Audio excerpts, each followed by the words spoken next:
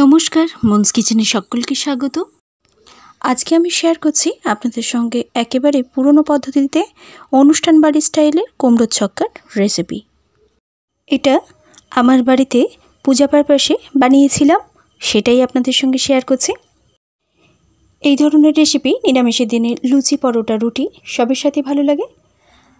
রেসিপিটা আপনারা গোড়া থেকে শেষ পর্যন্ত দেখতে থাকুন। যদি ভালো লাগে তাহলে প্লিজ একটা লাইক করবেন, শেয়ার করবেন, কমেন্ট করবেন আর সাবস্ক্রাইব অল বাটনটি প্রেস করে রাখবেন, যাতে আমার রেসিপির সমস্ত নোটিফিকেশান সবার আগে আপনার কাছে গিয়ে পৌঁছায়। বলে রাখি, সবজিটা আমার 20 থেকে 25 জনের মতো হচ্ছে, সেই হিসাবে সব কিছু দেওয়া আছে। এবার আসি রেসিপিতে। প্রথমেই গ্যাসের মধ্যে বসিয়ে নিয়েছি একটা বড় কড়াই, তার মধ্যে দিয়ে নিয়েছি সর্ষের তেল। তেলটা একটু গরম হতে হতে দিয়ে নিয়েছি কেটে রাখা আলুর টুকরোগুলো। এখানে আলু আছে মোটামুটি 2 থেকে 2.5 কেজি মতো, সেই হিসাবে আমি সর্ষের তেলটা দিয়ে নিয়েছি। অ্যাড করে দিলাম 1/2 টিস্পুন মতো হলুদের গুঁড়ো। এই হলুদের গুঁড়োটা দিয়ে মোটামুটি, এটা যেহেতু বড় ওভেন সেই হিসেবে লো টু মিডিয়াম ফুয়েলের মধ্যে আলুটাকে ভেজে নিচ্ছি। মোটামুটি এমনভাবে ভাজতে হবে যাতে আলুটা ভাজতে ভাজতে সেদ্ধ হয়ে যায় অর্ধেকেরও বেশি।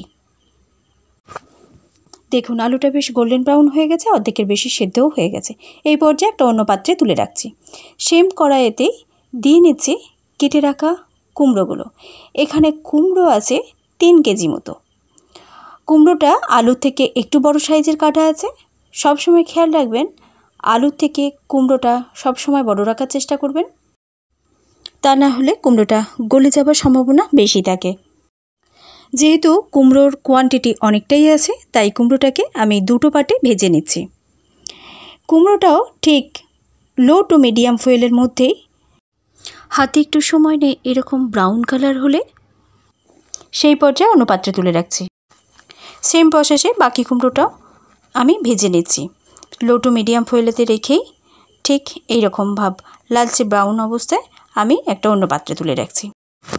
এবার একটা ফ্রেশ কড়াই বসিয়ে নিয়েছি গ্যাসের মধ্যে, তার মধ্যে দিয়ে নিচ্ছি 1 টেবিল স্পুন মতো সর্ষের তেল। যেহেতু কোয়ান্টিটিটা আমার অনেকটাই বেশি, তাই বড় কড়াই ব্যবহার করছি। দিয়ে নিচ্ছি 4-5টা মতো ছোটো এলাচ, 2 টিস্পুন মতো গোটা জিরে আর 2-3টে মতো তেজপাতা। সবটাকে আমি তেলটা গরম হওয়ার সাথে সাথে অ্যাড করে দিলাম। আর তার সঙ্গেই অ্যাড করে দিচ্ছি 5 থেকে 7টা মতো শুকনো লঙ্কা। দিয়ে নিচ্ছি 1 ইঞ্চি মতো একটা দারচিনির টুকরো, সেটাকে হামানদিস্তায় কুটে নিয়েছি, অ্যাড করে দিলাম। সব কিছুটাকে মোটামুটি 10 to 15 সেকেন্ড মতো সতে করে নিচ্ছি একেবারে লো ফুয়েলের মধ্যেই। এই সময় আমি অ্যাড করছি 4 to 5 টেবিল স্পুন মতো আদা বাটা। আদা দেওয়ার সাথে সাথেই দিয়ে নিচ্ছি 3 টেবিল স্পুন মতোই জিরে বাটা। জিরে বাটাটা দিয়ে আদা জিরেটা নাড়তে নাড়তেই অ্যাড করে দিচ্ছি 1 টেবিল স্পুন মতো হলুদ গুঁড়ো। সঙ্গে অ্যাড করে দিচ্ছি 2 টিস্পুন মতো লঙ্কার গুঁড়ো। যেহেতু শুকনো লঙ্কা আমার 5-7টা মতো আগেই দেওয়া আছে, সেই হিসাবেই আমি লঙ্কাটা অ্যাড করেছি।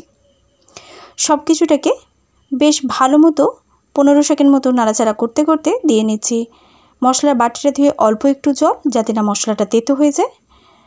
মোটামুটি এটাকে 1 মিনিট মতো লো ফুয়েলের মধ্যে কষিয়ে নিয়েছি। দেখুন, এই অবস্থায় যখন তেল ছাড়তে আরম্ভ করছি সেই সময় দিয়ে নিচ্ছি ভেজে রাখা আলুটা দিয়ে আবারও এটাকে ফুয়েলটাকে পুরো একদম লো টু মিডিয়ামে রেখে মোটামুটি এটাকে 2 থেকে 3 মিনিট মতো কষিয়ে নিয়েছি। এই সময় অ্যাড করে দিচ্ছি ভেজে রাখা কুমড়োটা দিয়েও সেম প্রসেসে একদম মিডিয়াম ফুয়েলের মধ্যে রেখেই এটাকে ভালো মতো মশলার সাথে আর আলুর সাথে কষিয়ে নিচ্ছি। অ্যাড করে দিচ্ছি স্বাদ মতো নুনটা যে যা স্বাদ বুঝে ব্যবহার করবেন। খেয়াল রাখবেন কুমড়োর মধ্যে নুনটা বেশি না হয়ে যায়, কারণ কুমড়ো একটু মিষ্টি মিষ্টি ভালো লাগে। এই সময় অ্যাড করছি 150 থেকে 200 ml মতো জল, কারণ ভাজার সময় সবজিগুলো আমার অর্ধেকেরও বেশি সেদ্ধ ছিল, সেই হিসাবে আমি জলটা দিচ্ছি। সাথে সাথেই দিয়ে নিচ্ছি চিনি।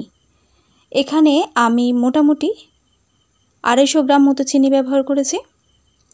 চিনিটার সাথে সাথে অ্যাড করার একটাই কারণ, কুমড়োটা খুব বেশি না গলে যায়, সেই কারণেই চিনিটা আরেকটু লাগবে, সেই জন্য আরেকটু অ্যাড করলাম।